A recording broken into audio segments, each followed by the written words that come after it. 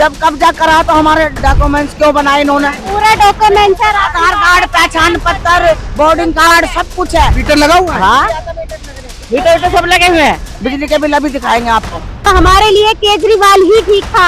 हमें ये नहीं पता था बीजेपी जीतेगी तो हमारी झुग्गियां घर मकान जाएंगे। हमें ये नहीं पता था हम बीजेपी को हरकत वोट नहीं देते। वोट लेने के लिए तो जो जहाँ झुग्गी वही मकान। एक फ्लैट दिया है बरोला में, सुनने में आया। हमें कुछ भी नहीं दिया, कुछ भी नहीं दिया। उसमें कुछ न 13 में शीला ने अलाउड करे थे 2013 में, पिछले जाके पैसे भी जमा करे।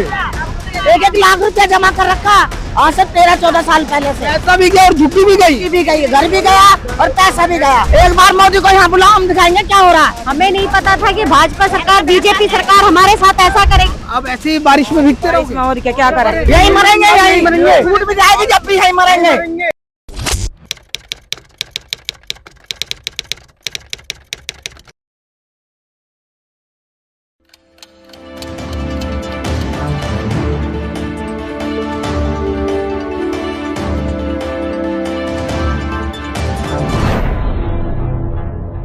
दिल्ली में बीजेपी सरकार बनने के बाद अवैध अतिक्रमण के खिलाफ लगातार अभियान चलाया जा रहा है। ऐसे में 28 अप्रैल को दिल्ली हाईकोर्ट ने डीडीओ को एक आदेश दिया और आदेश में कहा कि जो दिल्ली के अवैध तैमूर नगर में जो झुग्गियां हैं उनको अवैध अतिक्रमण जिन झुग्गियों ने कर रखा है उनको ध्वस्त किया जाए।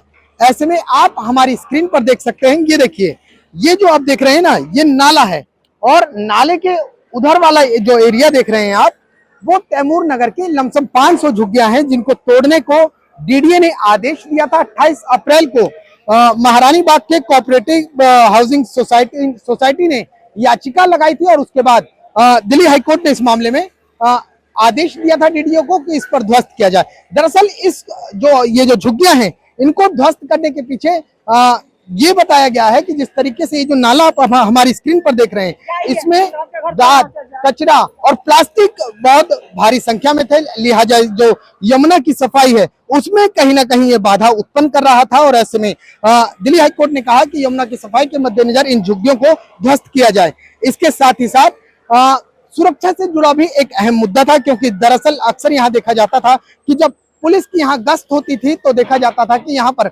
ड्रग्स पेडलिंग के कई केस सामने आए थे और ऐसे में बीच बीच में पुलिस ने ड्रग पेडलर को भी यहाँ से कई बार गिरफ्तार किया है। लिहाजा सुरक्षा के मद्देनजर भी इस झुग्गियों को तोड़ा जा रहा है। बहरहाल आप देख लीजिए कि ये जो नाले हैं और इनको ध्वस्त किया जा रहा है और ऐसे में माफ कीजिएगा, ये जो झुग्गियां हैं इनको ध्वस्त किया जा रहा है ताकि नाले की सफाई बेहतरीन तरीके से की जा सके। ऐसे में जो यहाँ के स्थानीय निवासी हैं उनका क्या कुछ कहना है, सीधे बात करते हैं। यहाँ के स्थानीय लोग हैं, फिलहाल इनके मन में क्या कुछ चल रहा है, किस तरीके की टेंशन है और किस तरीके से सवाल है इनके मन में, इन्हीं से पूछते हैं कि आखिरकार डीडीए सरकार से क्या कुछ कहना चाहते हैं।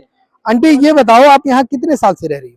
जी हमारे माँ बाप यहीं पे थे, मैं कम से कम 50-60 साल हो गई। हमारी पैदाइश ही यहीं की है और हमारे बच्चे भी यहीं पे ही हुए हैं, हमारे बच्चों की शादी ब्याह भी यहीं पे ही हुए हैं, सब कुछ यहीं पे ही हुए हैं। या तो ये हमें बनाने नहीं देते। इतने लंबे समय से रह रहे हो और अचानक एकदम ध्वस्तीकरण, अचानक एकदम इन्होंने ये हमला बोला हमारे ऊपर। वो तो कह रहे हैं अवैध अतिक्रमण है, नाले पे आप लोगों ने जबरन कब्जा कर रखा। सुनो, जब कब्जा करा तो हमारे डॉक्यूमेंट्स क्यों बनाए इन्होंने? मना करते। ये भी तो पानी क्यों दिया ये बताइए ना। जब जी हाँ, ये नाला कितने दूर है नाला? डॉक्यूमेंट्स में क्या क्या है आप लोगों का? डॉक्यूमेंट्स पूरा डॉक्यूमेंट है, आधार कार्ड, पहचान पत्र, बोर्डिंग कार्ड सब कुछ है। आधार कार्ड वार सब कुछ है हमारे पास, जितना भी है, पैन कार्ड वगैरह सब कुछ है। बिजली बिल भी आता है? हाँ, मीटर लगा हुआ है? हाँ, मीटर तो सब लगे हुए हैं। कर रखे हमने, बिजली के बिल अभी दिखाएंगे आपको, सब कुछ है हमारे पास। ये गवर्नमेंट ने तो करवाया सब कुछ। क्यों करवाया हमारा? हम झुग्गी जब डाल के रह रहे थे तभी हमसे मना करते, क्यों रह रहे हो यहाँ पे? वोट लेने के लिए तो जहाँ झुग्गी वही मकान। पहले व्यवस्था करनी चाहिए थी सरकार को, ये नहीं करनी चाहिए थी। अब छोटे छोटे बच्चे उन्हें कहाँ लेके जाएं? रोड पे लेके जाएं? स्कूलों से आ रहे बच्चे, ये 2-2 बजे बच्चे स्कूलों से आ रहे, कैसे आएंगे? क्या करेंगे? हमारी नौकरी है, हमारे बच्चे की पढ़ाई है। हम कोठी क्वार्टर में बर्तन मांझ के ये घर बनाया, हमने बनाया कोठी क्वार्टर में बर्तन। बोल रहे हैं यहाँ नशे का कारोबार ज्यादा होता था, ये भी कहा जा रहा है। इस तरीके क्या कहेंगे?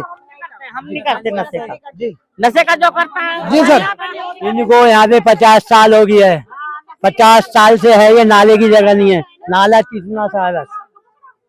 एक चीज समझ में नहीं आई। देखिए, जिन लोगों का कहना है कि हमारे पास वोटर आईडी कार्ड, आधार कार्ड, बिजली बिल, तमाम तरीके के वो सारे डॉक्यूमेंट्स हैं जो ये बताते हैं कि हम यहाँ के नागरिक हैं और पूरे पुख्ता तरीके पे यहाँ के ये झुग्गी जो है वो हमारी है।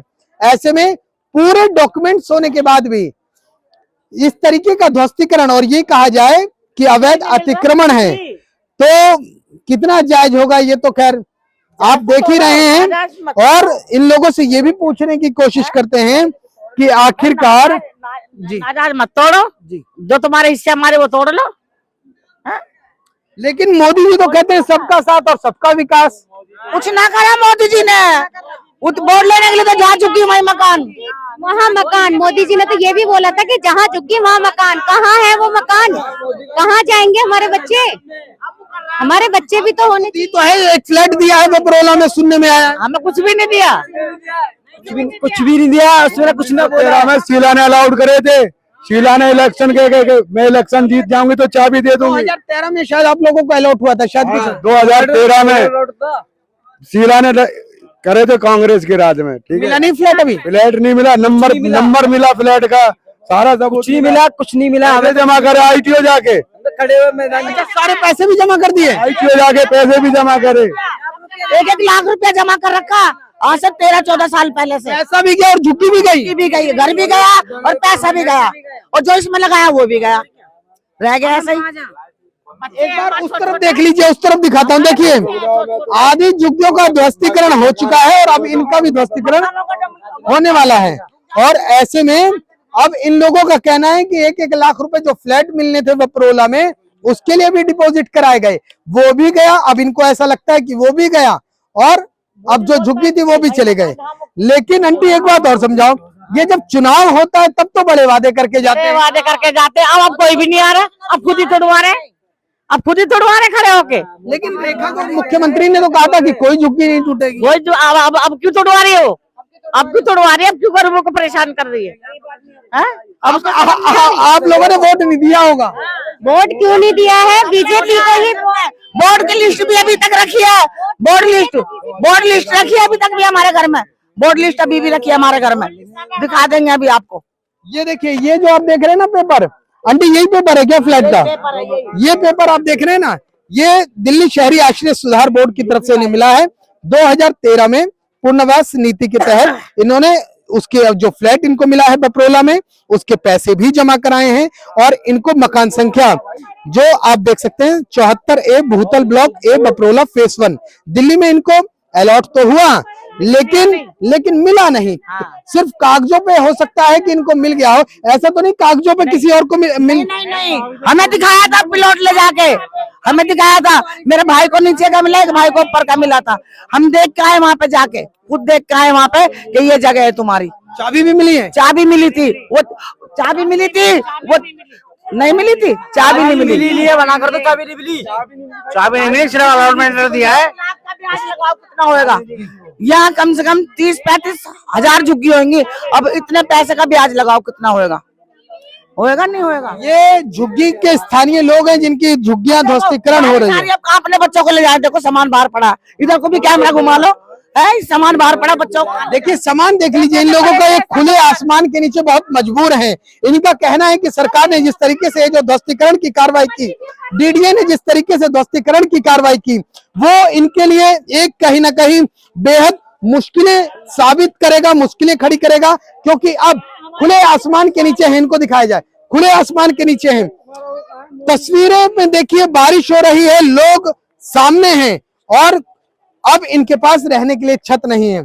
अब ये कहाँ जाएंगे, किस तरीके की पनाह लेंगे, कैसे रहेंगे, ये भी जानने की कोशिश करते हैं। अब जगह तो मिली नहीं, अब आगे की तैयारी क्या?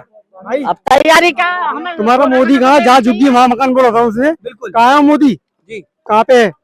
मोदी जी ने तो कहा था सबका साथ सबका विकास। कहाँ है वो? देखने आ रहा है। हमारे बालक कहाँ सोएंगे बारिश में? कहाँ सोएंगे बताओ, आप बताइए कहाँ सोएंगे? कहाँ सोएंगे? या मोदी बुलाओ जी, मोदी को यहाँ बुलाओ, एक बार मोदी को यहाँ बुलाओ, हम दिखाएंगे क्या हो रहा है। हमें नहीं पता था कि भाजपा सरकार, बीजेपी सरकार हमारे साथ ऐसा करेगी। ऐसा करते तो हमारे लिए केजरीवाल ही ठीक था, कम से कम उन्होंने ये तो कह रखा था पानी की सुविधा की, लाइट की सुविधा की, हर चीज की सुविधा दी इन्होंने, बच्चों के स्कूल की सुविधा दी। हमें ये नहीं पता था बीजेपी जीतेगी तो हमारी झुग्गियां घर मकान जाएंगे।